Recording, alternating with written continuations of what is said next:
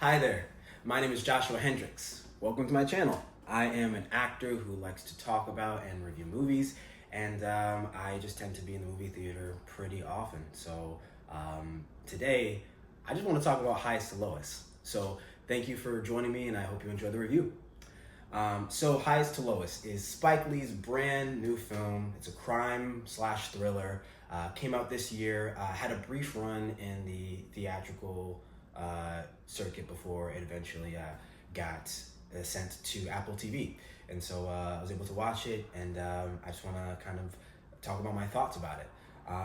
So first off, I think that Spike Lee's reputation precedes him. I found his recent films, Defy Bloods, Black Klansman, to name a couple of them. This one is sort of like his foray back into the New York City sort of backdrop, crime thriller, as I mentioned before. And yeah, I was really excited for this one. Him and Denzel are always such a great powerhouse duo, and so to see them working together again was really exciting. The cast is also really nice too, and you got A$AP Rocky, which I think this is his film debut. Ice Spice kind of pops in there for a little bit. Jeffrey Wright, who I love, he's awesome. Rick Fox makes an appearance, and then you have a number of other people that are here as well. Wendell Pierce, who you just saw in Superman and also Thunderbolts. So the Allstate guy, the Mayhem guy, Dean Winters. Shouts to him, he was in this too. And I guess I'll start off with him. I think that that's not a place to start out with, but some of the action sequences in this, one of them involved the parade for Puerto Rican Day Parade, and it was really cool to see, just because I live in Brooklyn, lived in New York for several years now, and to be able to sort of see that modern day New York be represented on film in a really effective, really cool way, I thought was something that was really fun. It's funny how it was a chase sequence because they were trying to find this criminal who was basically blackmailing Denzel Washington's character. Denzel Washington's character is essentially a record label owner, and he's basically trying to get his record label back because he had sold it, and he's really holding on to his past successes, and trying to relive his glory days in a sense, and he finds purpose in that. And so A$AP Rocky's character blackmails him, and by taking the friend of his son, who's the son of Jeffrey Wright's character, and that mayhem breaks loose.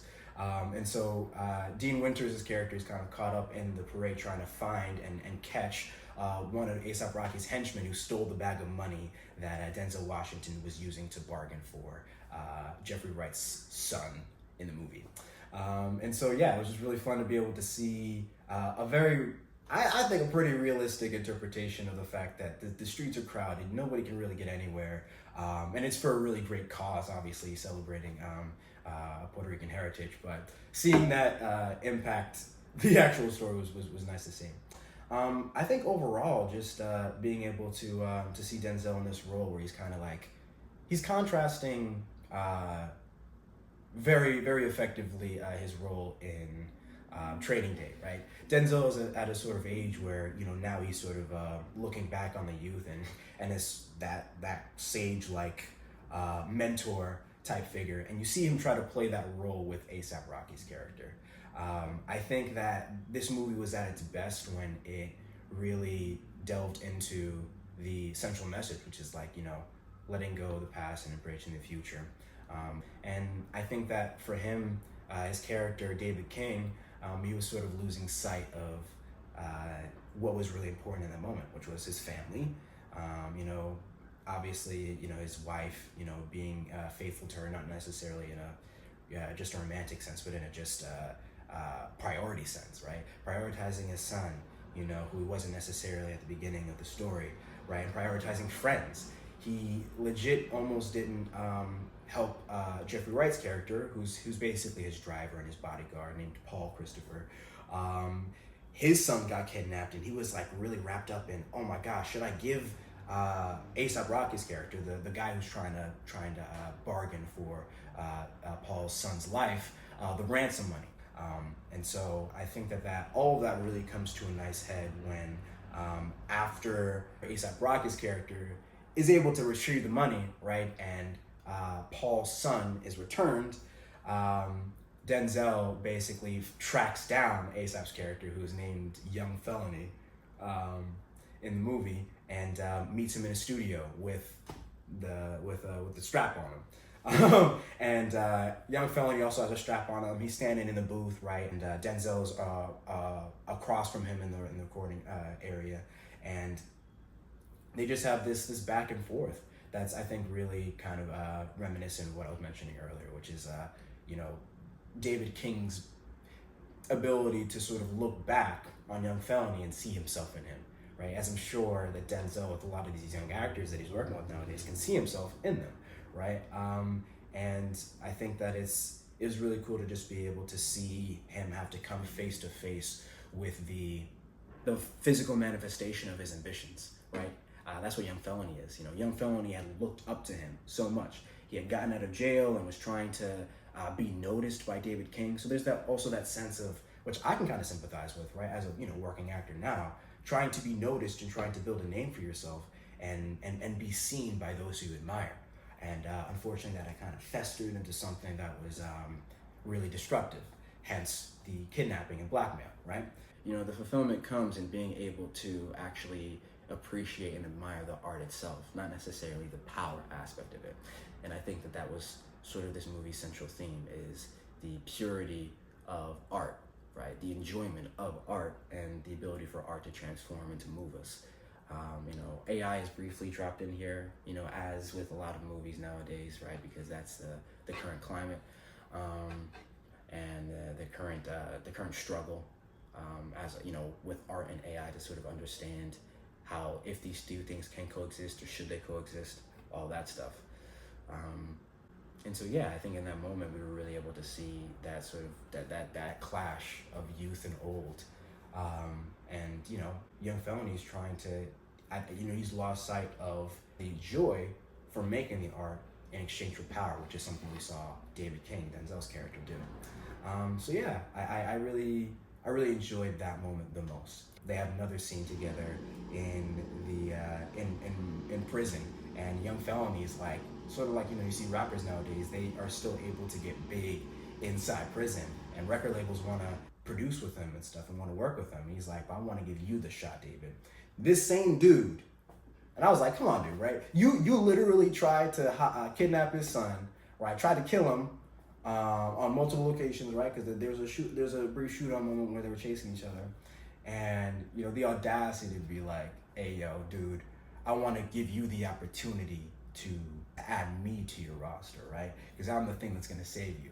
This whole situation as a whole was really boosting up David's stocks, in terms of the popularity and stuff. And David recognized the point that I made earlier, which is about appreciating the art, right, and what that means, rather than succumbing to the need for just power as a whole. He recognized that in the moment and declined Young Felony, and Young Felony just kind of popped off. He's like, hey, yo, I made you, da-da-da-da-da.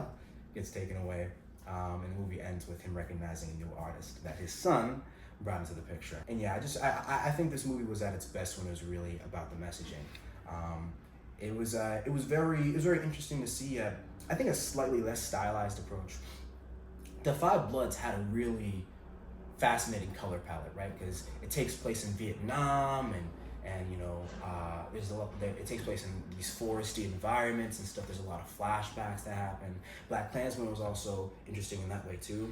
And then you obviously have Do the Right Thing and School Days, right? These really bombastic, really unique, color graded imagery, and so I think he kind of went a bit more of like a realistic approach with this, a more naturalistic approach. There was still a comedy aspect to it. One of the police officers that he was working with, played by John Douglas Thompson, he's an inspector. There's a moment which they have to figure out, okay, we're going to try to do a handoff with the money and Paul's son. And so you have that classic Dolly Zoom effect that I think that was really popularized by Spike Lee. And just little droplets of humor in there.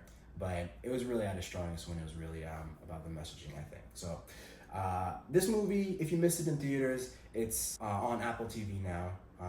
Solid time, fun time, just over 2 hours. I think that, it's I don't think it's a very super deep movie. I think it's just a fun time.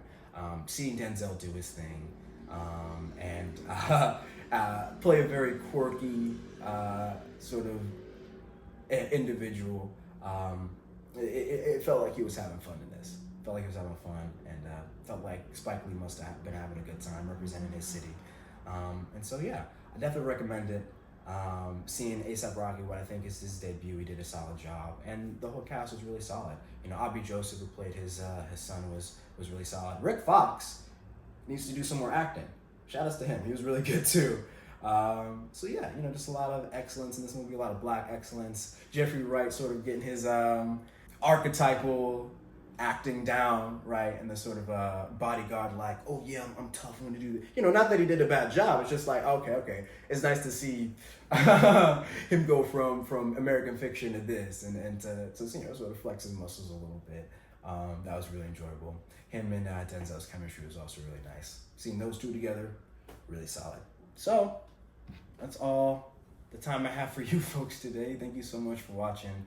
Hope you enjoyed my review, and there'll be more to come. I like watching movies. I'm trying to get better as an actor at being able to be invested in the medium. Got that AMC stubs together, and I've just been having a really good time in the theater as of late, or on streaming as of late. So thanks so much for watching. I hope you enjoy, and I hope you stay tuned for more. My name is Joshua Hendricks, and I will see you later. Take care.